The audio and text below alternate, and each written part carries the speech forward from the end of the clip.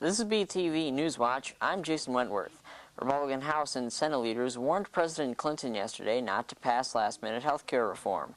The Republicans say that passing the modest reform bill now being written by a bipartisan Senate group hinders the passage of GATT, the General Agreement on Tariffs and Trade Legislation. House Minority Whip Newt Gingrich says that all looks well for the passage of the trade bill. However, Gingrich feels that if the Clinton White House pursues health care any further, both bills have little chance of survival. Separate Republican and Democratic resolutions now being drafted request that President Clinton comply with the War Powers Act. The act forbids the president from using military force abroad for more than 60 days without the approval of Congress. Congressional approval extends that deadline for 30 days. New Jersey Democrat Robert Torricelli says that if Congress does not extend the deadline, troops in Haiti could be home as soon as November 21st.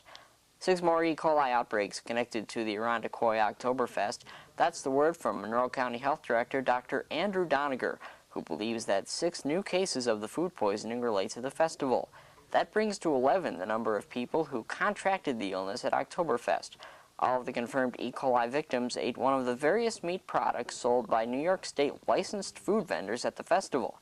Doniger says that cross-contamination of the implicated products by infected ground beef is possible. New York State reports 70 cases of E. coli since the first discovery and report of the bacteria in October of last year. A convicted child molester is still in prison this hour despite his request for early release. Thad Paul Alton served as a former Clarkson University administrator. He's now serving time at Groveland Correctional Facility for the sexual abuse of teenage boys in Warren County.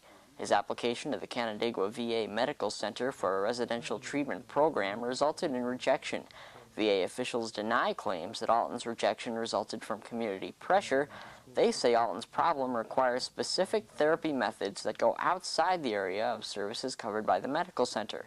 Among those protesting Alton's plans, Canandaigua School District Superintendent Stephen Eubing, who felt that Alton should not be allowed in an area where more than 2,000 teenagers walk daily. Eubing says, however, that Alton may file a lawsuit to secure placement there or in another local area. Turning to sports action, alleged drunk driving has cost Cincinnati Bengals linebacker Eric Shaw 1-game suspension and a $10,000 fine. Bengals general manager Mike Brown says the police stopped Shaw overnight Saturday for driving under the influence and speeding. The team allowed Shaw to play in Sunday's loss to New England, saying it wanted to further check into the case. Let's take a look at the weather for tonight. Partly cloudy with a chance of showers, lows in the 40s. For tomorrow, a mixture of sun and clouds, highs in the low to mid-70s. And for Friday, partly cloudy with a chance of a thunderstorm, highs in the 60s. And finally tonight, Woodstock 94 is back, if only in a new book and compact disc. The Woodstock CD contains performances by 1969 Woodstockers Bob Dylan, Joe Cocker, and Crosby, Stills and Nash, as well as 90s artists like Primus and Blind Melon. Also in the works is a coffee table book about Woodstock 94. The book and CD will be out later this year, but all is not well for the Woodstock Festival. Promoter David Rose is being sued by land developers for damage to the property in Saugerties, New York. For BTV News, I'm Jason Wentworth.